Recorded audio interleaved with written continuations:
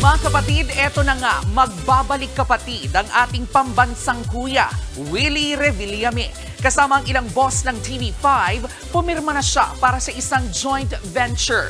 Nasa frontline ng balitang yan, si Laila Pangilinan. Mr. Willie Revillame, M-Quest Ventures through Media Quest. Eto na talaga! Nagbabalik kapatid na ang ating pambansang kuya, Kuya Willie Revillame. Sani puwersa na kasi ang kanyang production outfit at Media Quest. Sa contract signing kanina, present ang mga big boss ng Kapatid Network gaya ni na TV5 President Guido Zabaliero at Media Quest President Jane Basas. We're honored by the presence of Kuya Will here. I'm very excited and I'm very, very happy for this partnership with, the one and only Mr. Willie Revillame.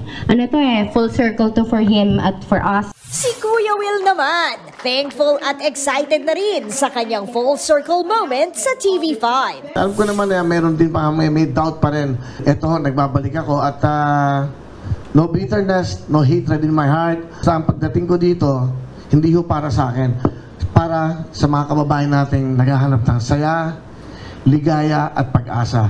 At magiging party po ako yan dito po sa TV5. Again, hindi kami ang bida dito. Kayo, lalo-lalo nangangailangan ng saya sa buhay. Ang isa pa niyang promise, tutulong din daw siya sa pagpapalakas pa ng Kapatid Network. Sobrang excited ang Kapatid Network na babalik ka sa humble home namin.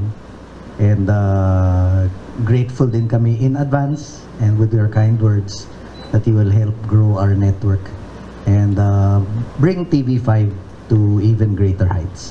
Sa ngayon, diretso brainstorm na ang Media Quest at ang kanyang team para sa isang bonggang game show. Kaya naman tuloy-tuloy ang pamimigay ng jacket at papremyo sa ating mga kapatid. Abangan niyo ho, kumpleto na ang buhay ng bawat Pilipino dahil sa umaga, tanghali at gabi, sama-sama tayo sa saya, ligaya at may pag-asa kayo dito po sa TV5. Nagbabalita mula sa frontline, Laila Pangilinan, News 5.